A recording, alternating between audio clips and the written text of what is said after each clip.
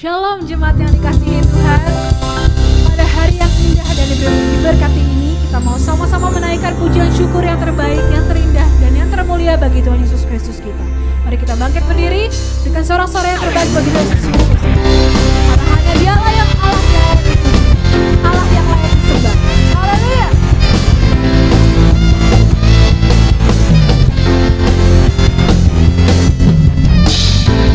Firman terangi jalanku, perisai iman di setiap waktu, lindungiku dari segala, tak pernah aku ragu, karena Kau bersamaku, setia menjaga dengan kuasa-Mu Dia. Hanya di dalam nama-Nya Yesus dia sumber harapan sepanjang hidupku. Hanya di dalam kuasa-Nya pasti tersedia kemenangan bagiku selama-lamanya. Haleluya. Terima kasih Bapak.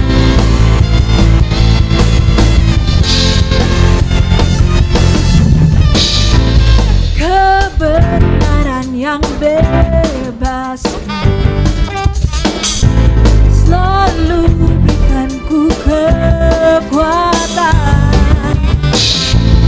lindungku dari segala, tak pernah aku ragu, karena Dia bersamaku, setia menjaga dengan kuasa-Mu Dia.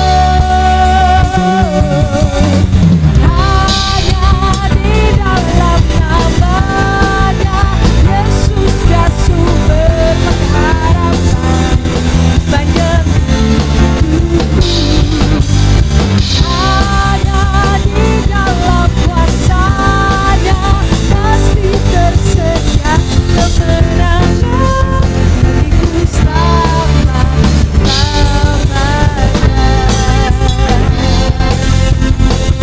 Yes Jesus, Bapak, hanya Dialah Allah yang memberikan pengharapan Bapak. Sama-sama kita serukan. Dalam nama-Nya ada pengharapan, dalam kuasa-Nya kemenangan. Dalam nama-Nya ada pengharapan, dalam kuasa-Nya kemenangan. Hanya di dalam nama-Nya Yesus dia sumber pengharapan di sepanjang hidupku. Hanya di dalam kuasa-Nya pasti tersedia kemenangan bagiku selama-lamanya. Hanya di dalam nama-Nya Yesus dia sumber harapan sepanjang hidupku. Hanya di dalam kuasa-Nya pasti tersedia kemenangan bagiku selama-lamanya.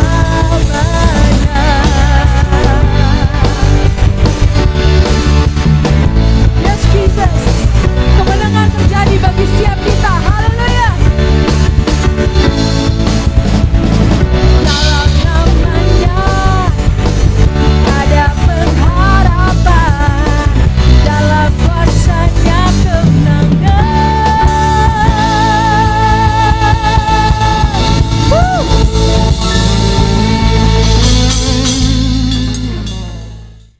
Terima kasih Bapa buat hari ini. Terima kasih Tuhan buat berkat-Mu yang tidak habisnya bagi kami.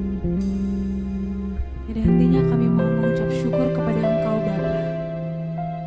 Kami mau mengundang hadirat-Mu turun di rumah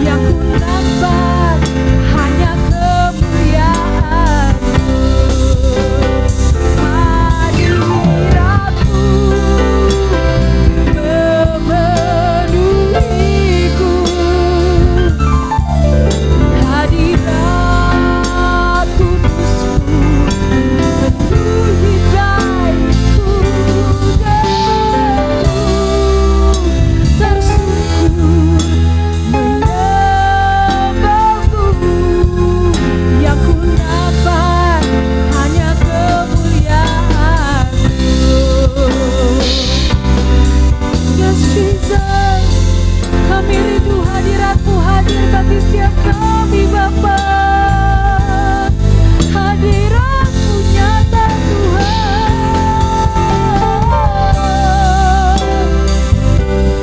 Yes Jesus, yes Jesus.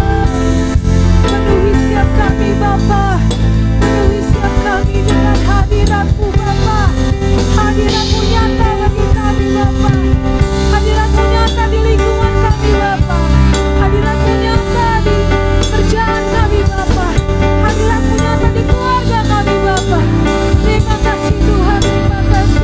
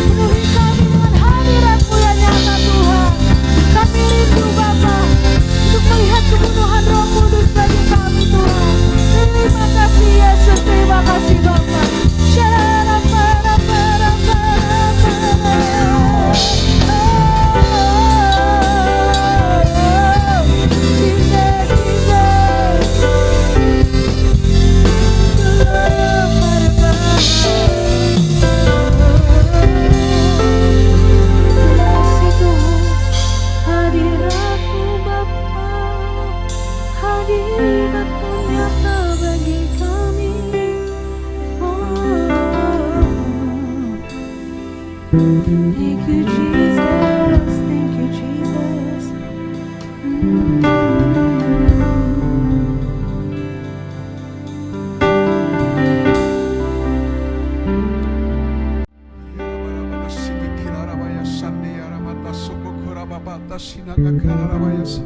Kami percaya Tuhan, Engkau hadir di tengah-tengah kami Bapa. Oh, kami sujud menyembah-Mu Tuhan. Kami rindu hadirat-Mu melawat kami Tuhan. Kirapata syukurabaya siki kirabaya sani. Pribadi lepas pribadi, gereja Tuhan penuh dengan lawatan Tuhan. Bahkan seluruh bangsa ini Tuhan, Engkau hadir di tengah-tengah bangsa kami Indonesia.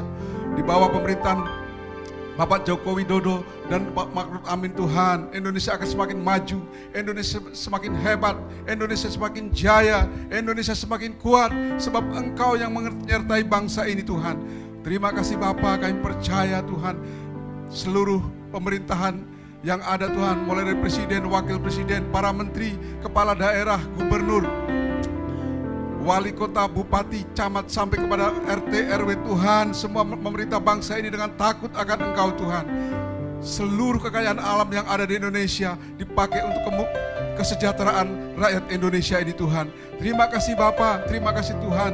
Engkau juga akan memimpin bangsa ini keluar dari pandemi COVID-19. Seluruh tenaga medis yang ada Tuhan, bahkan semua yang terlibat dalam penanganan COVID-19, mereka akan terlindungi Tuhan. Terima kasih Bapa. Kami juga percaya bahwa seluruh masyarakat Indonesia, mereka akan menjalankan protokol kesehatan dengan baik Tuhan, sehingga Indonesia semakin keluar dari pandemi COVID-19. Kami juga percaya Tuhan bahwa Indonesia akan semakin maju, perekonomian Indonesia semakin maju, mulai dari sektor ekonomi, sektor industri, sektor pertanian Tuhan. Oh, terima kasih Bapa, semuanya akan mengalami kemajuan, sehingga Indonesia, rakyat Indonesia akan mengalami kemakmuran. Terima kasih Bapa, terima kasih, di bawah TNI Polri Indonesia akan aman, damai. Terima kasih Bapa, terima kasih Tuhan Yesus. Kami percaya semua terjadi di dalam nama Tuhan Yesus. Haleluya. Amin. Bapak Ibu yang dikasihi Tuhan, mari kita memberikan persembahan kita kepada Tuhan. Kita siapkan persembahan kita yang terbaik. Bapak Ibu bisa memberikan persembahan melalui rekening yang ada atau scan QR yang ada. Kita akan deklarasikan persembahan kita dimulai dari hitungan yang ketiga. 1, 2, 3. Pada saat kami membawa persembahan, kami percaya pintu surga terbuka dan berkat Tuhan dicurahkan. Saya menerima usaha, pekerjaan, karir, sekolah, dan kuliah yang lebih baik. Keuntungan, penghasilan, bonus, dan aset dilipat gandakan. Semua transaksi dibuat berhasil. Pelanggan lama dan baru Tuhan datangkan. Semua pembayaran dapat dilunasi. Memiliki rumah di bumi dan di sorga, menerima hadiah, kejutan, dan penghargaan. Diberikan jodoh bagi yang belum punya pasangan, diberikan anak bagi yang belum punya keturunan. Kami memiliki keluarga yang harmonis. Semua musuh, penyakit, dan kerugian dihalau dari dalam hidupku, keluargaku, pekerjaanku, dan bisnisku. Ini adalah waktu memberi persembahan. Dalam nama Tuhan Yesus, haleluya, amin. Bapak Ibu dipersilakan untuk duduk. Hadiratmu memenuhiku, hadirat kudusmu penuhi baitku, dan ku tersungkur menyembahmu. Yang ku nampak hanya kemuliaan-Mu. Hadirat-Mu memenuhiku, hadirat kudus-Mu penuhi baitku, dan ku tersungkur menyembahmu. Yang ku nampak hanya kemuliaan-Mu. Hadirat-Mu memenuhiku,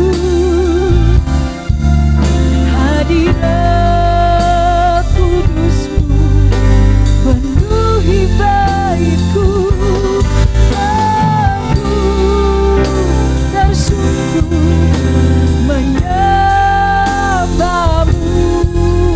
Yang ku nampak hanya kemuliaan-Mu. Hadirat-Mu memenuhiku, hadirat kudus-Mu penuhi baitku, dan ku tersungkur menyembahmu. Yang ku nampak hanya kemuliaan-Mu. Yang ku nampak hanya kemuliaan-Mu. Yang ku nampak hanya kemuliaan-Mu.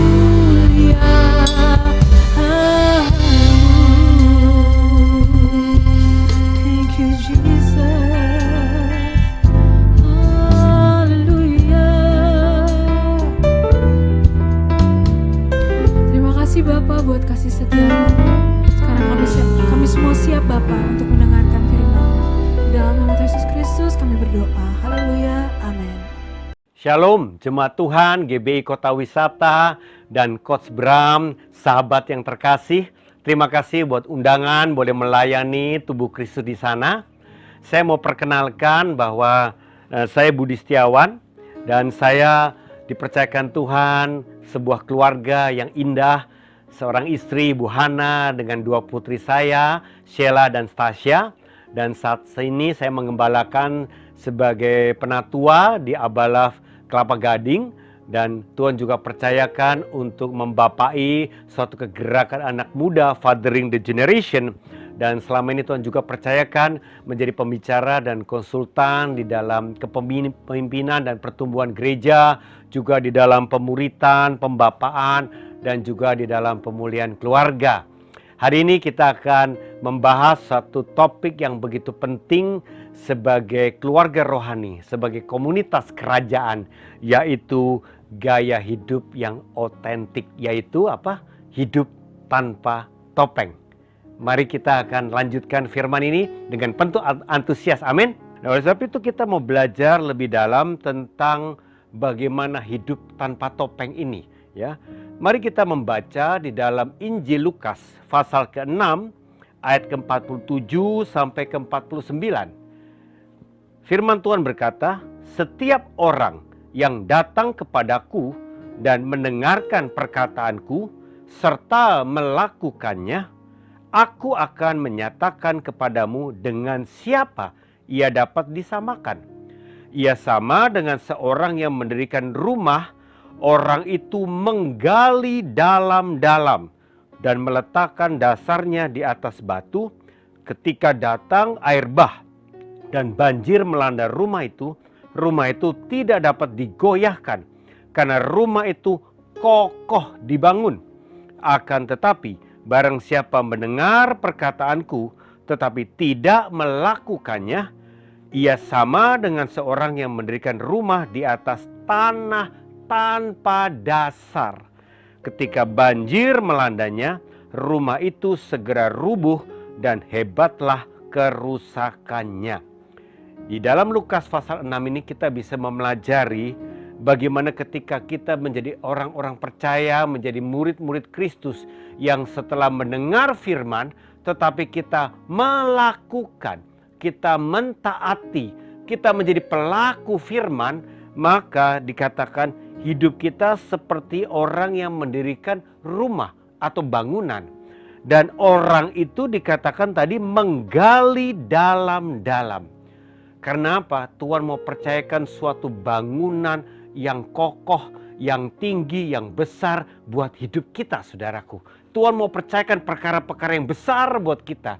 Kalau kita membangun bangunan yang tinggi, bahkan menara pencakar langit, kita membutuhkan fondasi yang dalam, yang kokoh juga. Dan dikatakan orang itu menggali dalam-dalam. Saudaraku, di dalam pemuritan selalu kita bicara kedalaman hubungan. Pemuritan bukan sekedar persekutuan atau fellowship yang bicara permukaan atau bahkan bicara isu-isu lain, tapi tidak berbicara kedalaman hati, kedalaman hidup kita, hubungan yang mendalam. Pemuritan bicara otentik, saudaraku. Oleh sebab itu, mari dikatakan orang yang menggali dalam-dalam meletakkan dasarnya di atas batu. Kita percaya kita punya fondasi batu karang yang teguh, yaitu Yesus Kristus Tuhan dan Raja kita satu-satunya. Amin. Tetapi katanya kalau orang yang membangun hidupnya tidak dengan melakukan firman, maka dia membangun rumah di atas tanah tanpa dasar.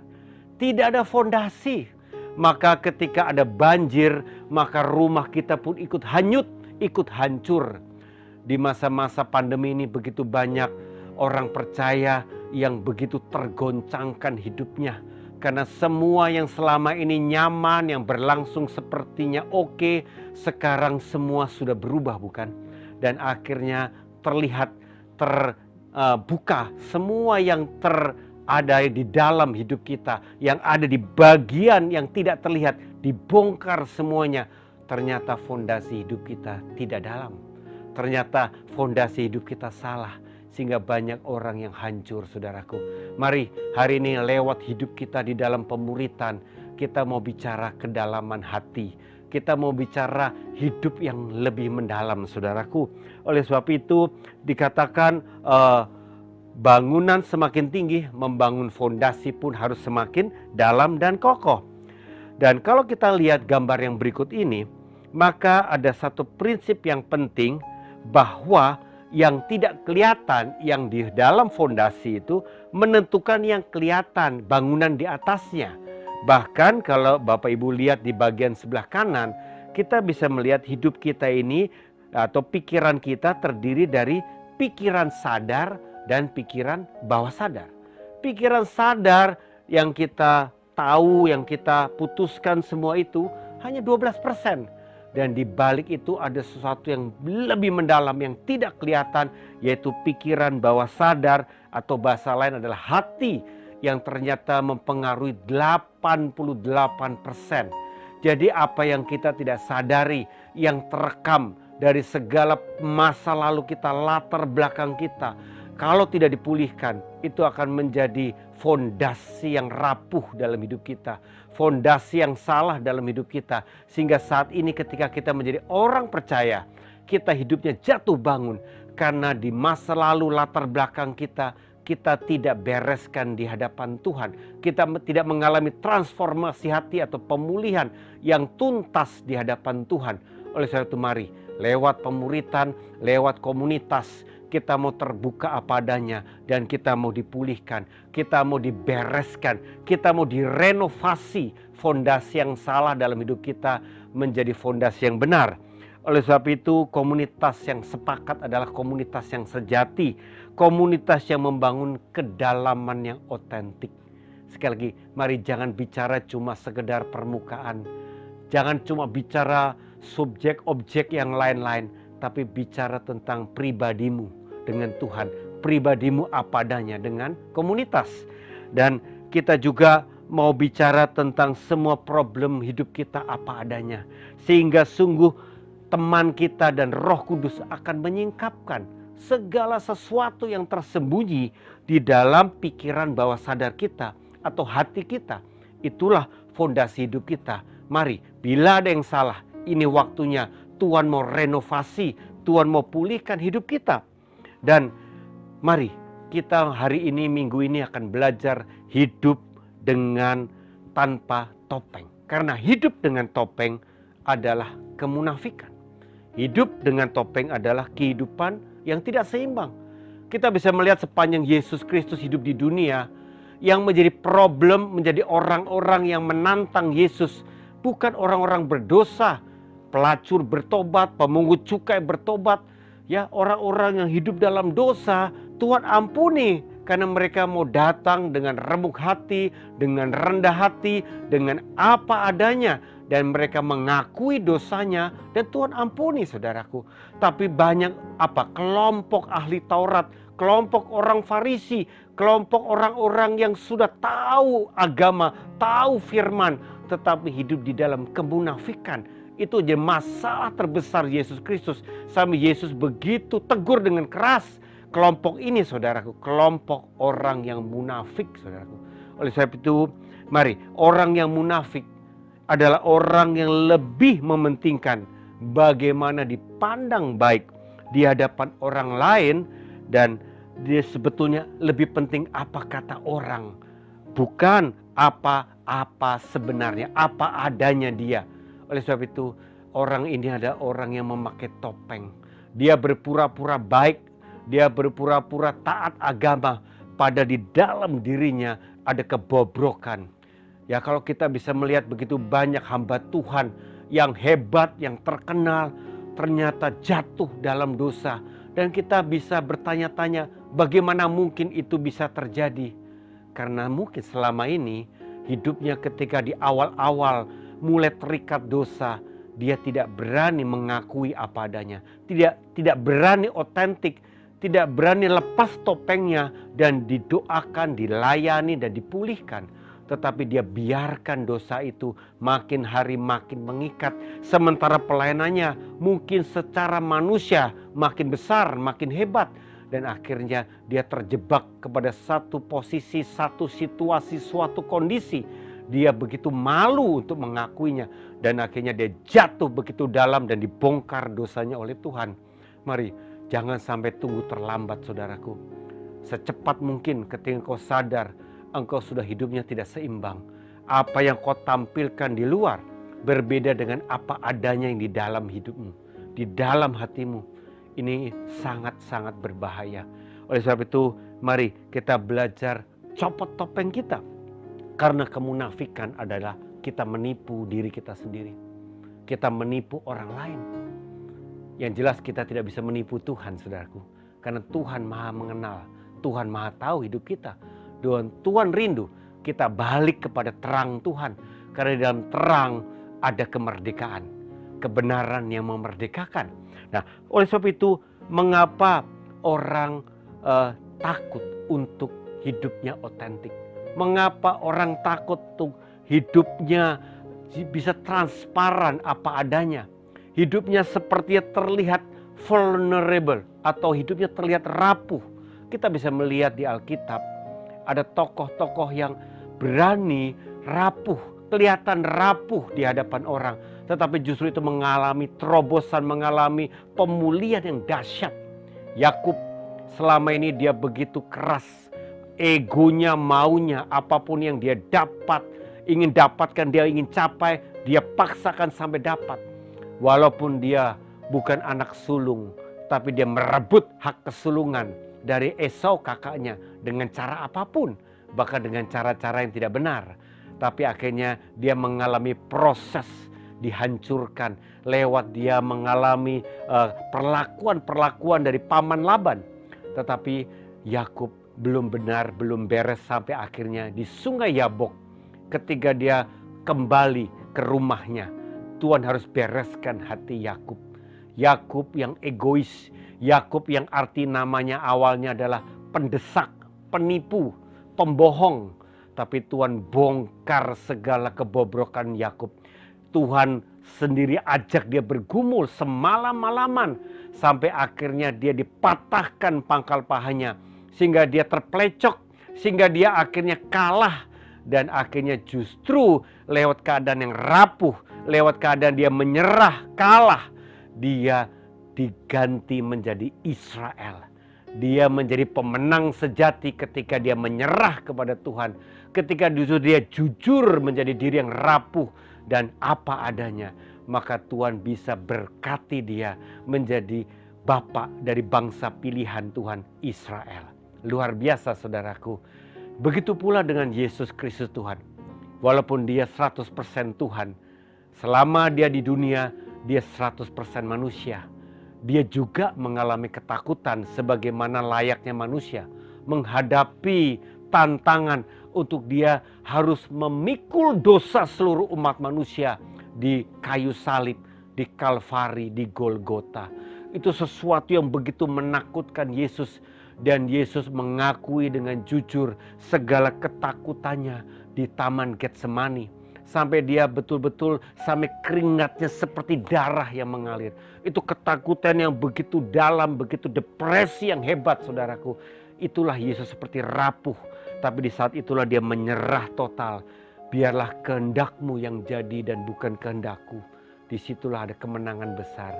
Dan setelah itu Yesus mengalami proses ditangkap, bahkan dianiaya, dicambuk, ya diberi mahkota duri, dan sampai ke kayu salib. Dia sudah menang sejak dari Taman Getsemani. Maukah Bapak Ibu Saudara-saudari, kita berani apa adanya walaupun itu sepertinya rapuh, ringkih, ya kita nggak ada apa-apanya, kita keropos, tapi itulah kejujuran kita, itulah transparan, itulah keaslian kita. Tidak ada kepalsuan ketika kita berani mengakui. Disitulah kita menjadi orang yang memiliki pribadi yang kokoh. Karena kita berserah kepada Tuhan. Dan Tuhan yang menggantikan semuanya menjadi kasih karunia-Nya saja saudaraku. Jangan takut, lepaskan topengmu. Jangan takut untuk berani apa adanya. Hidup dengan otentik saudaraku. Dan kita bisa bertanya, mengapa banyak orang sulit melepaskan topeng? Topeng demi topeng. Saya sendiri seorang pribadi yang begitu banyak topeng. Ketika saya baru bergabung dengan Abalaf, saya menjadi pribadi yang sudah melayani Tuhan atau disebut hamba Tuhan. Dan ketika saya bergabung, saya sudah memakai topeng supaya pemimpin di Abalaf tidak mengenal aslinya saya yang bobrok, yang masih terikat pornografi, yang masih suka berbohong, yang masih punya banyak alasan. Dan saya berusaha memakai topeng demi topeng. Apalagi kalau saya sudah mulai melayani. Tetapi suatu hari Saya mengalami suatu stres, satu depresi akibat kemunafikan saya. Akibat topeng-topeng saya yang semakin tebal, saudaraku. Itu menjadi beban yang berat buat hidup saya. Dan akhirnya ketika suatu hari saya datang di sebuah pelayanan di gereja lain, saya bukan datang sebagai pengkhotbah atau pembicara. Saya hanya datang sebagai peserta. Hamba Tuhan yang sedang berkhotbah di depan tiba-tiba diberi pesan Tuhan. Tuhan berkata kepada dia, ada seorang hamba Tuhan di tempat ini. Dia memakai topeng, sementara dia tetap melayani, tapi dia tidak merasa harus lepaskan topeng. Dia menyembunyikan dosanya. Dan hari ini Tuhan mau memulihkan engkau.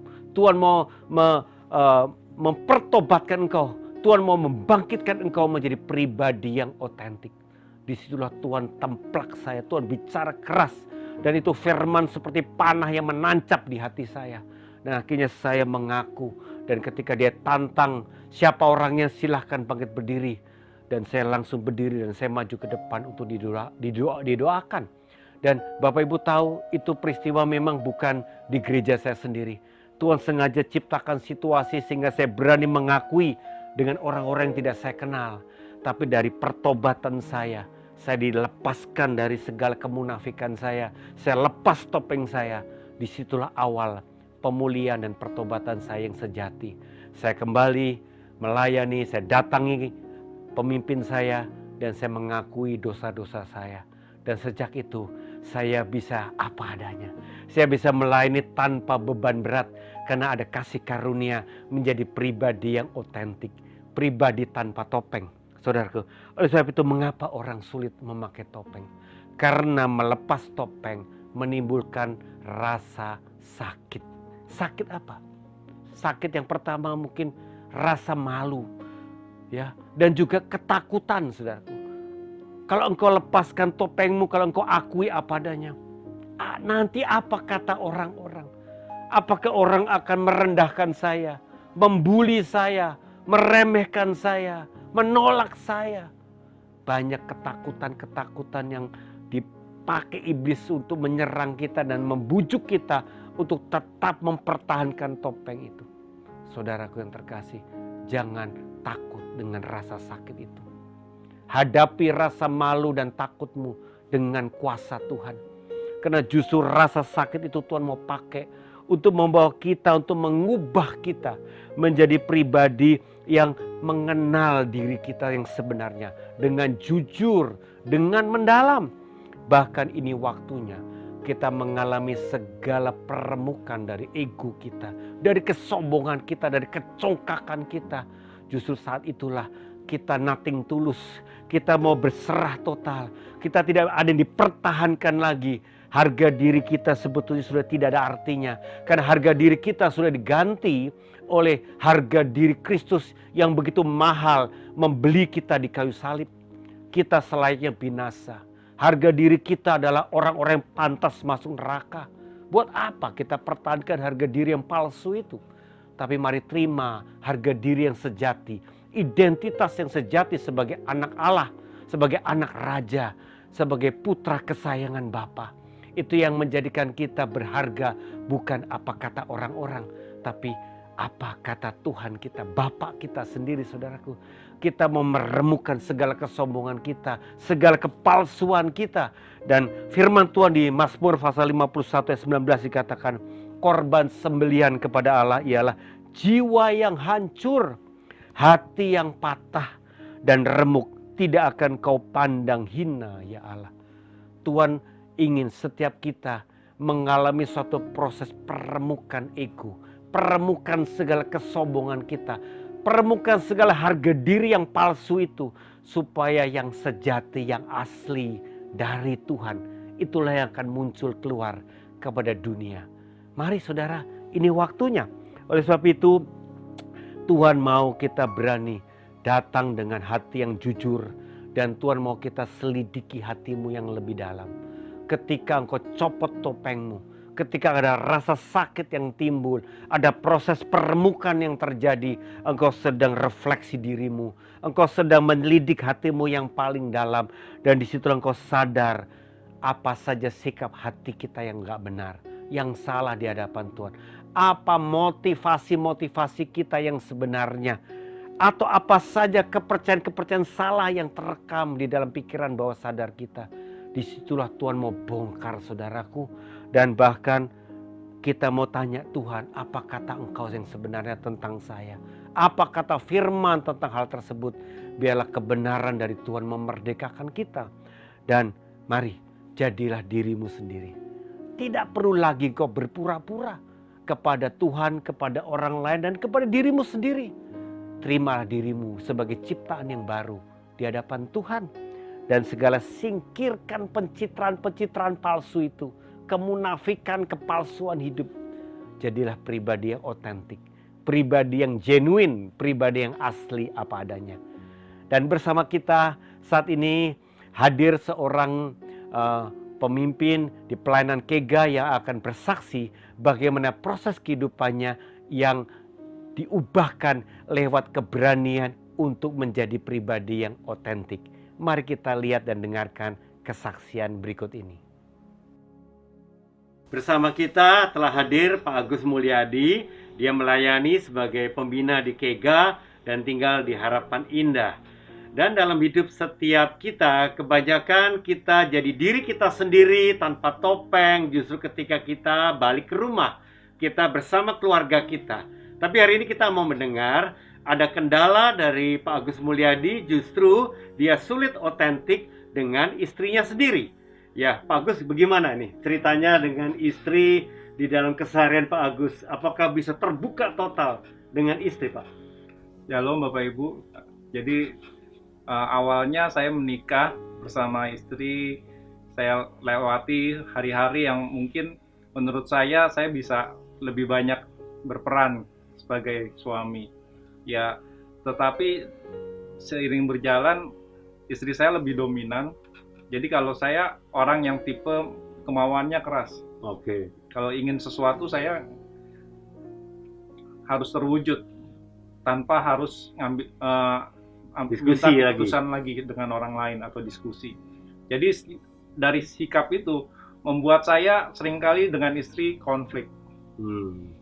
Apa yang saya mau berbeda dengan istri saya yang orangnya tipe cermat dan banyak pertimbangan. Dan akibatnya apa? Pak Agus putusin sendiri aja? Ya, setelah itu saya lebih banyak kalau mau memutuskan sesuatu saya putuskan sendiri. Dan akhirnya kalau sudah ketahuan konflik gitu ya? Ya, konflik. Nah, apakah ada latar belakang Pak Agus yang disebut ini adalah roh independen ya?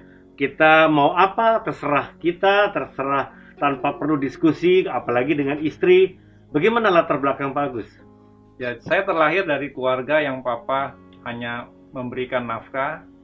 Dia kerja, tapi tidak penuh perhatian kepada saya. Dia hanya kerja dari pagi sampai malam. Terus saya punya mami orang yang memanjakan saya. Jadi kalau saya minta sesuatu dari mami, dalam hitungan hari saya sudah mendapatkannya. Jadi kalau contoh kalau saya mau sepeda saat saya kecil, dalam beberapa hari mami sudah membelikan sepeda itu. Dengan cara apapun mami sudah menyediakan buat saya. Jadi Pak Agus punya ego yang sangat kuat ya. Karena dibiarkan sama papi, lalu sama mami, dipenuhin maunya apapun, akhirnya Pak Agus terbiasa dapat apa yang mau, betul? Betul Pak. Nah, setelah menikah dengan istri Ibu Maria, sebetulnya Tuhan izinkan suatu proses supaya Pak Agus menang dari karakter independen ini. Tapi waktu itu Pak Agus tidak menyadari Tuhan izinkan istri seperti Ibu Maria ya? Iya, betul Pak Budi. Jadi saya kepinginnya bisa punya istri yang tunduk. Apa yang saya mau diikutin, diturutin. Tapi ternyata Tuhan punya cara lain untuk membentuk saya sebenarnya. Iya. Dan apa yang terjadi ketika dengar khotbah minggu lalu dan waktu kompak hari Selasa, Pak Agus? Ya, jadi saya sudah mendengar tentang otentik ini dari Pak Budi sudah beberapa minggu yang lalu, dan puncaknya pada saat ibadah khotbah minggu lalu saya mendengar tentang otentik dan Tuhan seperti berbicara kepada saya, kamu belum otentik. Kamu belum otentik. Dan itu akhirnya membuat saya sadar bahwa ada beberapa hal yang saya masih sembunyikan ke istri, yang belum saya akui. Jadi di situ saya ambil keputusan untuk share terbuka kepada teman Kompak di hari Selasa.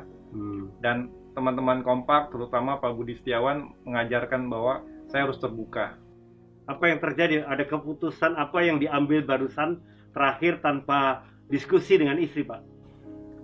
Ya, jadi setelah itu saya berani akui di hadapan istri kalau saya pernah memesan sesuatu tanpa izin dia, tanpa persetujuan dia, dan akhirnya dari pengakuan itu istri saya akhirnya bisa menerima saya dan menyadari bahwa ya itulah kelemahan saya, dan saya belajar dari situ bahwa saya harus terbuka di hadapan istri yang terutama. Jadi apa komitmen Pak Agus nih dalam perkara otentik, Pak? Ya, saya mau terbuka, belajar otentik, apa adanya bukan ada apanya, karena saya percaya bahwa saya telah dipilih untuk menjadi terang di tengah-tengah keluarga terlebih dahulu, sebelum saya bisa menjadi berkat buat Kompak dan sesama. Dan bahkan sebetulnya pendapat istri itu kebanyakannya itu benar atau kebanyakan malah salah, Pak Agus? Lebih benar. Nah, kalau lebih benar, jadi seharusnya kita otentik dengan istri kita, Pak ya? Betul. Haleluya. Selamat Pak Agus buat pertobatannya dan pemulihannya ya. Amin. Amin. Puji Tuhan, saudaraku. Kalau Bapak Agus Mulyadi dengan rendah hati dan berani lewat komunitas sepakat, dia akhirnya didorong untuk mau otentik dengan istrinya, sehingga hidupnya, hubungannya dengan istrinya sekarang jauh-jauh lebih baik, menjadi pasangan yang sepakat dengan Tuhan. Haleluya. Dan saudara, saya mau saudara mengisi kuesioner otentik ini dengan sejujurnya, dengan link yang ada di layar saudara. Tetapi saudara, saya mau jelaskan satu persatu. Saat ini bila saudara langsung merespon dengan memberi nilai, silahkan saudara. Angka 1 bila tidak pernah saudara begitu atau 0-10%. Angka 2 adalah jarang 11-50%. Angka 3 adalah sering atau 51-90%. Dan angka 4 itu selalu 91-100%. Ya, saudara bisa isi langsung atau dengan Google Form yang ada, saudara bisa isi dengan sejujurnya. Yang pertama, saya mudah kecewa atas penilaian negatif atau masukan terhadap perilaku maupun penampilan saya. Jadi ketika engkau dinilai, dikasih masukan yang negatif, apakah engkau kecewa? Oke, yang kedua, saya merasa tidak nyaman bila berada bersama-sama dengan orang yang lebih mampu atau lebih berpotensi dari saya. Ya, jadi sekali lagi kalau ada orang yang lebih dari kita, apakah kita nyaman berada bersama mereka? Oke. Yang ketiga, saya kecewa bila tidak diberi penghargaan atas pekerjaan yang telah saya kerjakan. Jadi ketika kita sudah bekerja sungguh-sungguh, melayani sungguh-sungguh dan tidak diberi penghargaan, apakah kita kecewa? Yang keempat, saya khawatir apabila saya gagal dalam penampilan saya, orang lain akan memandang saya buruk. Jadi ketika engkau gagal di dalam sesuatu hal, entah sedang perform atau dalam sesuatu target, apakah engkau khawatir tentang penilaian yang buruk terhadap saudara? Oke, kita lanjut. Yang kelima, saya cenderung tidak bisa dekat dan bahkan saya merasa ada penghalang antara saya dengan salah satu atau kedua-duanya orang tua saya. Jadi ini antara hubungan kita dengan ayah atau ibu kita, apakah kita tidak bisa dekat atau seperti ada tembok penghalang. Yang keenam, saya mempunyai kebutuhan emosional yang saya pikir belum terpenuhi. Mari kita jujur, kalau secara emosional sepertinya tidak tersalurkan, tidak terpenuhi dalam hidup Anda. Yang ketujuh, ada konflik dalam pernikahan saya yang belum terselesaikan. Ini pasti khusus bagi yang sudah menikah. Ada konflik-konflik yang sampai hari ini tidak ada solusi. Silakan dengan jujur. Yang kedelapan, imajinasi saya dapat terbawa kemana-mana dengan fantasi seksual. Sekali lagi ini bisa pria atau wanita, engkau suka berpikir ya kemana-mana liar dalam fantasi-fantasi seksualmu ya. Kemudian yang ke-9, masih ada dosa tertentu dalam hidup saya yang masih saya simpan dan saya sulit mengakui dan meninggalkannya. Jadi ada keterikatan dosa yang belum menang-menang dan tidak berani mengakui. Yang ke-10, terkadang saya merasa khawatir khususnya dalam hal keuangan. Ya, tentang keuangan, tentang masa depan, apakah ada kekhawatiran. Yang ke-11, saya lebih cenderung merasa masih kurang sehingga saya sulit mengalami kelimpahan dalam syukur. Jadi selalu ada ketidakpuasan di dalam dirimu dan selalu merasa ada kurang sehingga kau sulit mengucap syukur ya. Dan yang ke-12, saya sering merasa kurang waktu untuk Tuhan atau keluarga atau diri sendiri karena sibuk dengan usaha dan pekerjaan saya. Jadi engkau begitu sungguh-sungguh di dalam terikat dengan waktu-waktu dalam bekerja atau usaha sehingga engkau tidak ada waktu dengan Tuhan dan keluarga bahkan dengan dirimu sendiri.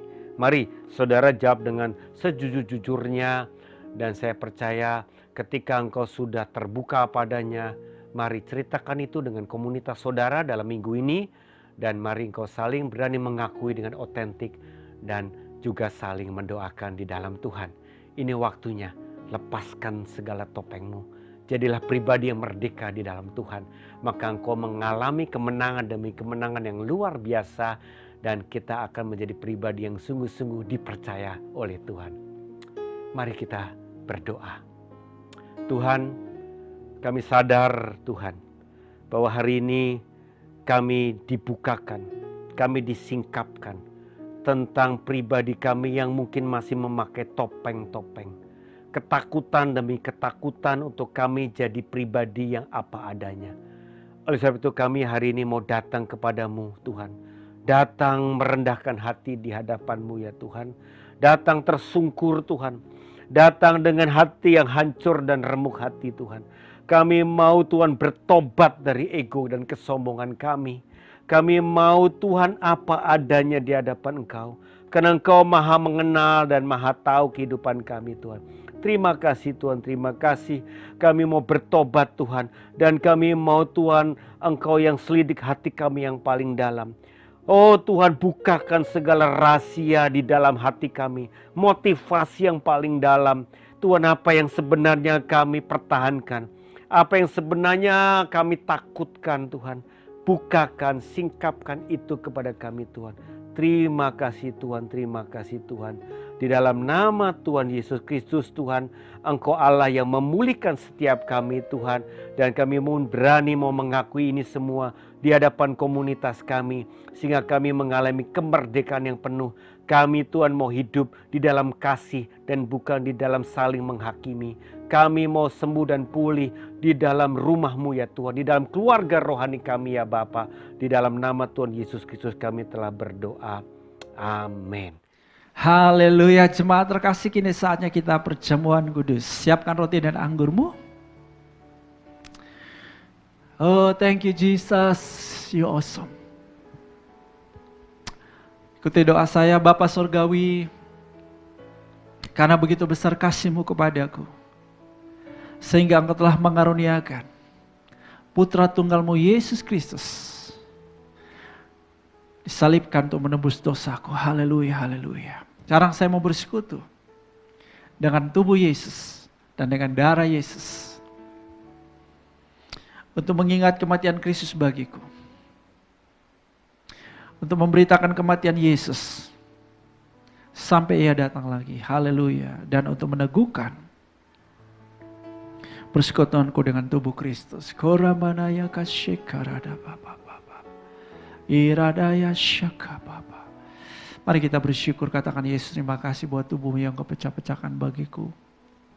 Terima kasih Yesus buat darah-Mu yang Kau curahkan bagiku.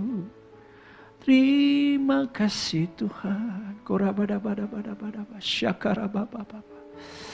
Rabakushikamamu.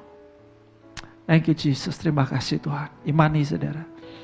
Ketika kau bersekutu dengan tubuh dan darah Yesus, imani perlindungan ekstra bagimu.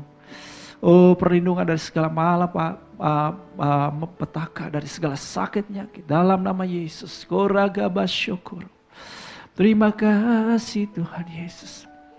Jemaat yang telah ditebusnya bukankah roti yang atasnya kita bersyukur persekutuan dengan tubuh Yesus? Amin. Bukan kacauan anggur yang atas kita bersyukur persekutuan dengan darah Yesus? Amin. Makanlah, minumlah. Dalam nama Yesus.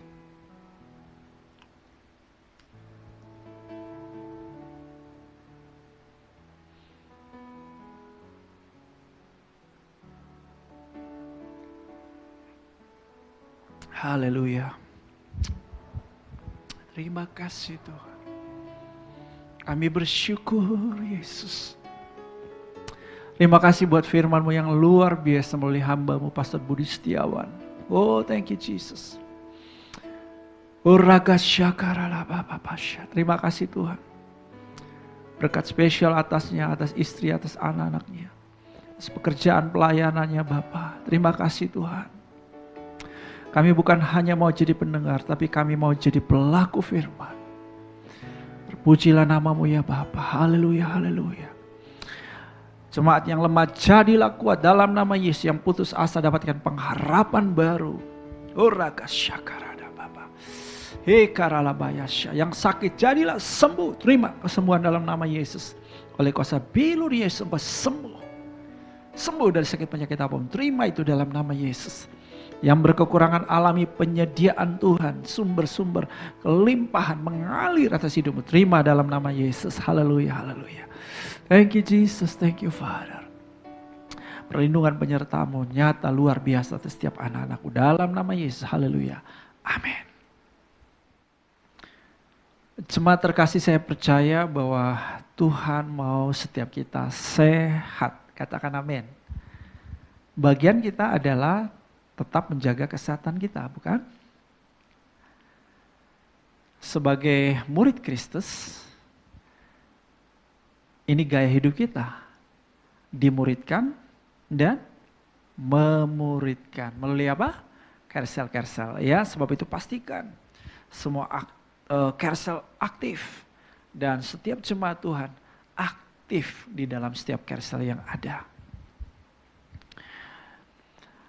Tetap doakan untuk persiapan ibadah onsite kita di bulan Juli.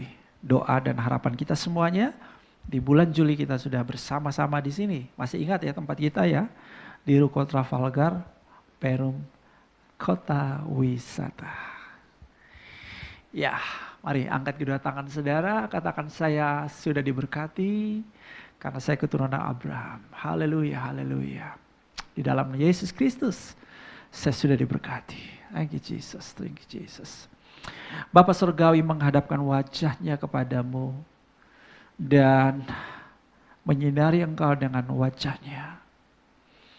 Dia memegang tangan kananmu dan membawa engkau dari kemenangan kepada kemenangan, dari iman kepada iman yang semakin sempurna, dan dari kemuliaan kepada kemuliaan. Semua berkat terbaik ini bagimu dalam nama Tuhan Yesus Kristus. Haleluya. Para pemenang katakan amin.